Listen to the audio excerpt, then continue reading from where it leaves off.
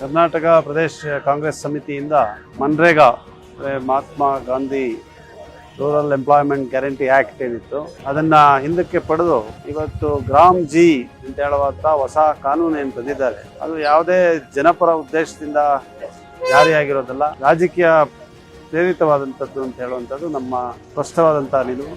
ಅದರಿಂದ ಅದನ್ನು ಪ್ರತಿಭಟಿಸಿ, ಅದನ್ನು ವಿರೋಧಿಸಿ ಬೀದಿಯಲ್ಲಿ ಕೂಡ ಕಾಂಗ್ರೆಸ್ ಪಕ್ಷ ಹೋರಾಟವನ್ನು ನಡೆಸುವಂಥ ತೀರ್ಮಾನಗಳನ್ನು ತಗೊಂಡಿದ್ದಾರೆ ಈಗಾಗಲೇ. ಇದರಿಂದ ಏನು ಹೊಸ ಕಾನೂನು ಜಾರಿಗೆ ಬಂದಿದೆ ಅದು ಯಾವ ರೀತಿ ಉದ್ಯೋಗ ಖಾತ್ರಿ ಅಂತ ನಾವೇನು ಘೋಷಣೆ ಮಾಡ್ಕೊಂಡು ಬಂದಿದ್ದೀವಿ ಮನ್ರೇಗಾನಲ್ಲಿ, ಅದನ್ನ ಪೂರ್ಣವಾಗಿ ನಾಶ ಮಾಡಿದೆ.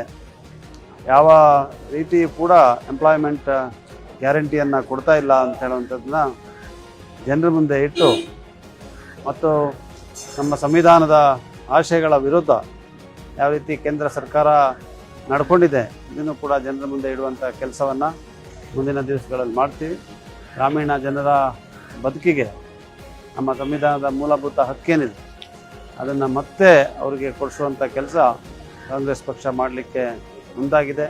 ಅದರಿಂದ ಮನ್ರೇಗಾ ಉಳಿಸಿ ಎಂಬಂಥ ಆಂದೋಲನವನ್ನು ರಾಜ್ಯದ ಎಲ್ಲ ಮೂಲೆಯಲ್ಲೂ ಕೂಡ ಪ್ರತಿಯೊಬ್ಬ ಕಾಂಗ್ರೆಸ್ಸಿಗ ನಡೆಸಬೇಕು, ಹಮ್ಮಿಕೊಳ್ಬೇಕು, ಇದರಲ್ಲಿ ಭಾಗವಹಿಸಬೇಕು ಅಂಥೇಳಿ ನಮ್ಮೆಲ್ಲರ ಕೂಡ ಕೋರಿಕೆ.